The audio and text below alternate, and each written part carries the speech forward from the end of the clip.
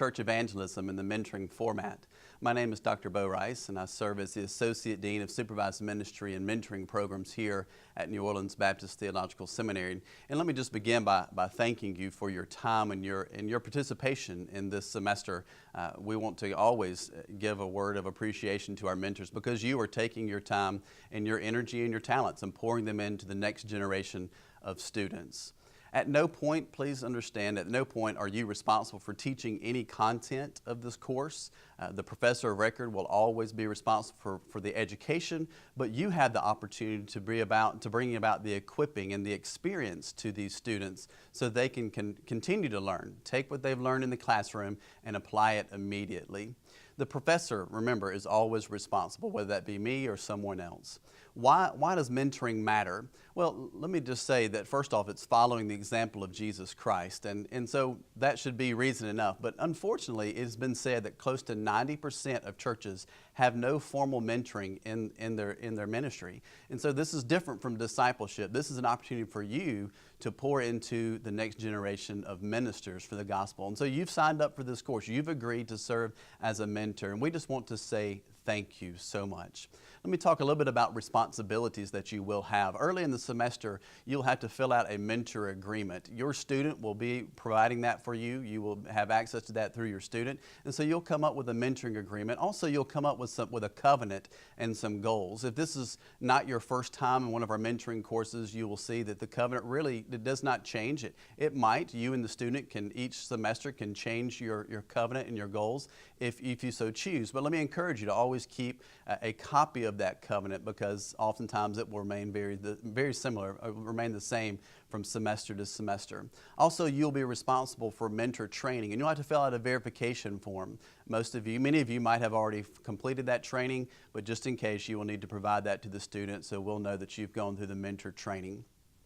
Also, let me say one more word of encouragement. Take a moment. Obviously, if you are mentoring now, you've been approved as a mentor, but maybe you haven't registered your church or your parachurch organization as a ministry site. Let me encourage you to do that. If you'll go to our website, it's the mentoring website, the same place where you fill out the application to be approved as a mentor. You can register your church or your parachurch organization to be a ministry site, and we need that also just for accreditation purposes. One of the last responsibilities that you will have is a weekly meeting with your student, and we'll come back to that here in just a moment. Let me tell you a little bit about church evangelism and the responsibilities that you'll have in mentoring for church evangelism throughout the semester. The purpose of this class is to explore the ministry of evangelism through a local church and its ministries. In addition to a summary of various approaches to evangelism in local churches, the biblical, theological, and historical aspects of evangelism will be highlighted as well in order to provide a holistic view of church evangelism, what it looks like in the local church. Our student learning outcomes, we want you to be aware of them because you can see what the student should gain by the end of the semester. In order to stimulate evangelistic church growth and health, the students by the end of the course should be able to apply knowledge and comprehension of the following concepts of the process of stimulating evangelistic church growth through mobilizing the church for evangelism. What they should be able to apply their knowledge and comprehend is the biblical mandate for church evangelism. Also, they'll have the biblical components of the gospel, including various understandings of what it means to be saved, to make a decision, or to be drawn to Christ, and how people may objectively know of and develop confidence in their salvation. And finally, they'll need to have a working knowledge and comprehension of the ministry of evangelism, approaches to evangelism, and the biblical, theological, and historical aspects of evangelism.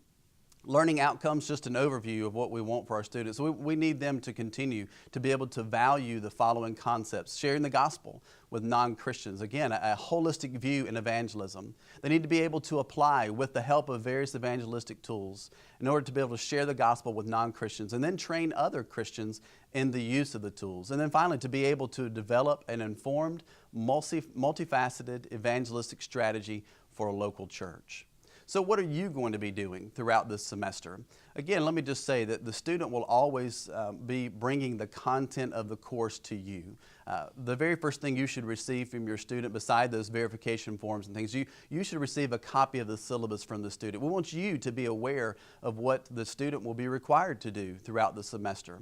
The student will bring to you the content related to the course for each week. Again, you are not responsible for the teaching of the course. You're not responsible for the education, but you supplement them with tremendous insight and experience. And so the student, each week as they walk through the course, will bring to you discussion questions, maybe a few PowerPoint bullets, a few notes that we want you to be able to discuss and give them that real-world practical application.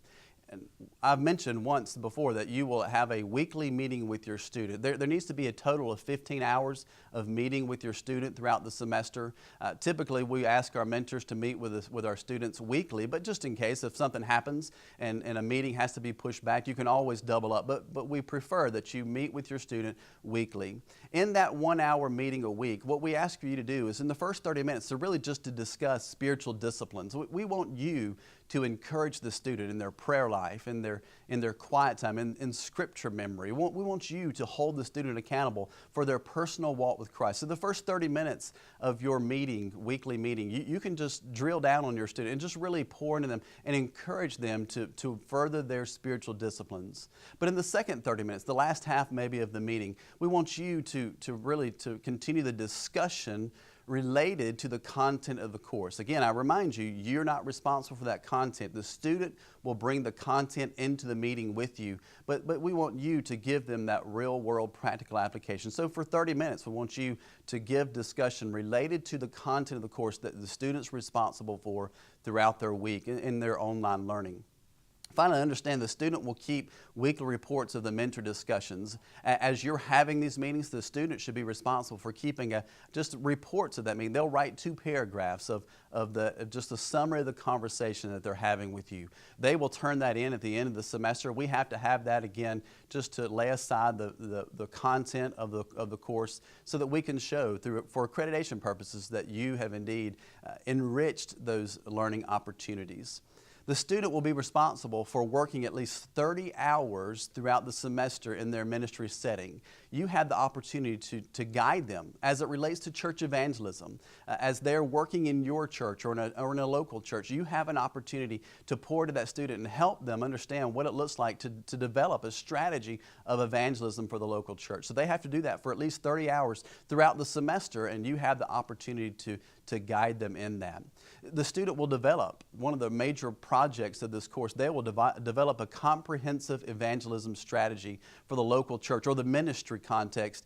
And again, you have the opportunity to guide them in that. You're not responsible for writing that paper. You're not responsible for coming up with the strategy, but you have the opportunity to lead them and guide them in developing a local church strategy. So maybe it's a staff member that you're mentoring. They will be developing a strategy of evangelism for your church, and you have the opportunity, an incredible opportunity, to guide them in doing that project. Again, let me just say thank you. Thank you so much for your investment in our students. I believe in mentoring because I'm a person that mentoring changed his life. And so you have the opportunity to continue to do a great work this semester, just pouring into the life of the student. Paul told Timothy in 2 Timothy 2:2, what you've seen and heard in me, be sure to pass on, to entrust to the next generation so that they might be able to teach others as well.